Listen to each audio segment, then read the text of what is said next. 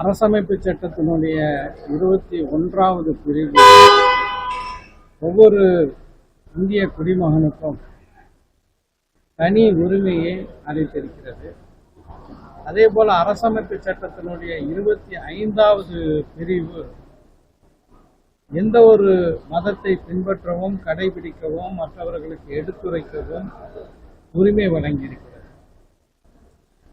முஸ்லிம்களை பொறுத்தவரை 2 பெருநாட்கள், இந்த 2 பெருநாட்கள் அது 30 நாள் நோன்பிருந்து அதற்கு பிறகு வரக்கூடிய ஈகை திருநாளாக இருக்கட்டும், அல்லது சமீபத்தில் கொண்டாடிய தியாக திருநாள் என்ற ஈதுல் அலுஹா, நம்முடைய தமிழ்நாட்டில் பக்ரீத் என்று அழைக்கப்படக்கூடிய அந்த பெருநாளாக இருக்கட்டும், இரண்டும் கொண்டாடக்கூடியவர்கள் பிறருக்கு உதவி செய்யக்கூடிய ஒரு அடிப்படையிலே அமைந்திருக்கிறது. ஈகை திருநாளில் தொழுகைக்கு வருவதற்கு முன்பு வறியவர்களுக்கு தாங்கள் சாப்பிடக்கூடிய உணவுப் பொருள், அதாவது அது அரிசியாக இருக்கலாம் அல்லது கோதுமையாக இருக்கலாம், அதை வழங்கிவிட்டு தான் இந்த பெருநாள் தொழுகைக்கு வர வேண்டும் என்பது ஈகை திருநாளில் உள்ள ஒரு வழக்கம். அதே போல தியாக திருநாளில் தொழுகை முடிந்த பிறகு அவரவர் சக்திக்கேற்ப, அது ஆடாக இருக்கலாம் அல்லது காளை மாடாக இருக்கலாம் அல்லது ஒட்டகமாக இருக்கலாம், அதை அறுத்து பலியிட்டு ஒரு பகுதி தங்களுடைய வீட்டுக்கும் இன்னொரு பகுதி தங்களுடைய உறவினர்களுக்கும் 3வது பகுதி வறியவர்களுக்கும் கொடுக்கக்கூடிய வகையில் இந்த தியாக திருநாள் நடைபெற்று வருகிறது. இங்கு யாரும் இந்தியாவை பொறுத்த வரைக்கும் பசுவை குர்பானி என்று சொல்லக்கூடிய பலியிடுவதில்லை.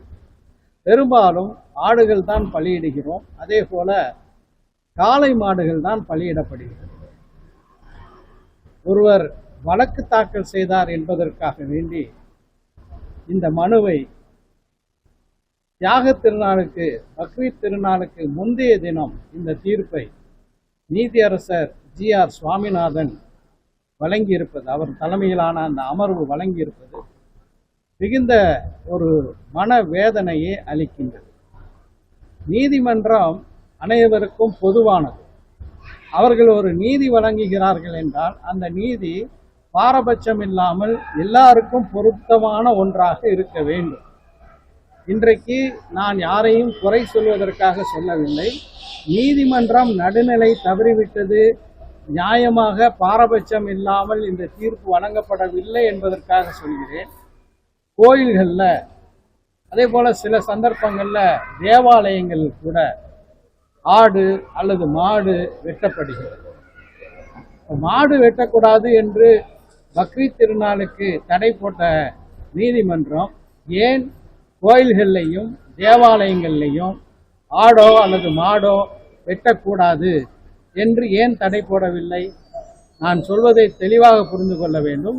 இந்திய அரசமைப்பு சட்டம் அனைத்து மதத்தினர்களுக்கும் அவர்களுடைய மார்க்கத்தை, மதத்தை பின்பற்றுவதற்கு உரிமை கொடுத்திருக்கிறது. அதே போலதான் கோயிலில் திருவிழாக்களின் போது ஆடுகளை வெட்டுகிறார்கள் அல்லது மாடுகளை வெட்டுகிறார்கள்.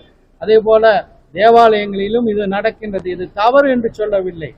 ஆனால் சென்னை உயர்நீதிமன்றத்தில் நீதியரசர் GR சுவாமிநாதன் அவர்களுக்கு ஏன் பக்ரீத்தில் வெட்டப்படாத மாடுக்கை மட்டும் பொது இடங்களில் வெட்டக்கூடாது அப்படிங்கிறது மட்டும் இல்லை, ஒருபோதுமே மாடு வெட்டக்கூடாது என்று முஸ்லிம்களை நோக்கி இந்த தீர்ப்பை கொடுப்பதனுடைய நோக்கம் என்ன? கொடுத்தால் பாரபட்சம் இல்லாமல் எல்லாருக்கும் கொடுத்திருக்கணும். எனவே இந்த தீர்ப்பு ஒரு பாரபட்சமான தீர்ப்பு. தமிழ்நாடு அரசு இதற்கு மேல்முறையீடு செய்து தவறான இந்த தீர்ப்பை திருத்துவதற்கான நடவடிக்கை எடுக்க வேண்டும் என்று கேட்டுக்கொள்கிறேன். அதிமுக கொரோனா குறித்து நாங்கள் CBI விசாரணை போடுவோம். அதாவது வாக்களித்து அந்த வாக்களித்தவர்களுடைய விரலில் வைக்கப்படக்கூடிய அடையாளமை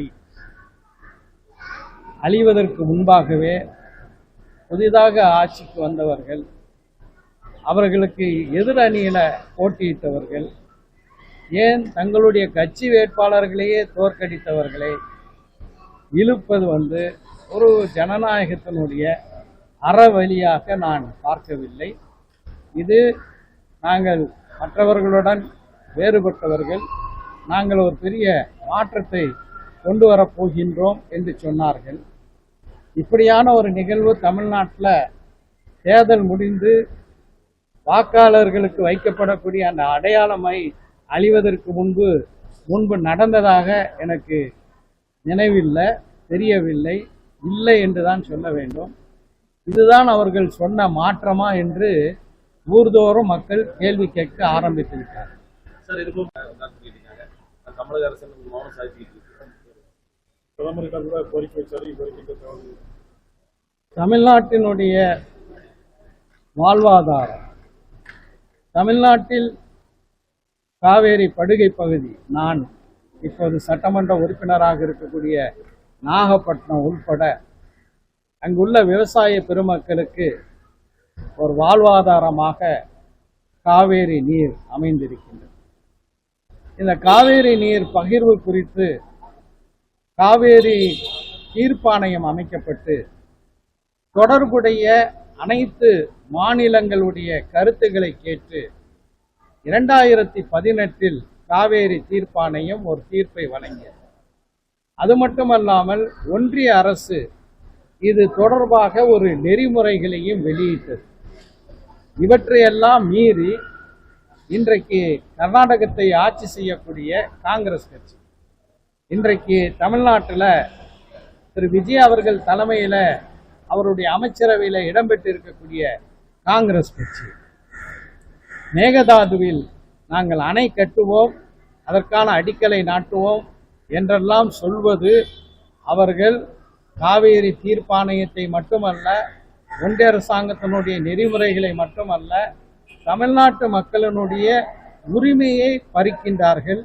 எந்த ஒரு நெறிமுறையின் அடிப்படையிலும் நாங்கள் செயல்பட மாட்டோம் என்று அவர்கள் எண்ணுகிறார்கள். இன்றைக்கு தவாக ஆட்சி காங்கிரசினுடைய 5 எம்எல்ஏக்களையும் சார்ந்து இருப்பதனால ஆட்சியை காப்பாற்றுவதுதான் முக்கியம். தமிழ்நாட்டிற்கு குறிப்பாக காவேரி படுகை பகுதிக்கு தண்ணி வந்தா என்ன, வராட்ட என்ன, என் ஆட்சியை காப்பாற்றணும், என் அமைச்சரவையில் காங்கிரஸ் இருக்காங்க, இதே காங்கிரஸ் தான் கர்நாடகத்தில் ஆளுகிறது. எனவே இது குறித்து தாவேகா மௌனம் சாதிப்பதில் எந்த விதமான ஆச்சரியமும் இல்லை. மேகதாதுவில் அணை கட்டுவதை எதிர்த்து மனிதநேய மக்கள் கட்சியின் சார்பாக விரைந்து ஒரு சில நாட்களில் நாங்கள் மிகப்பெரிய ஒரு போராட்டத்தை நடத்துவோம்.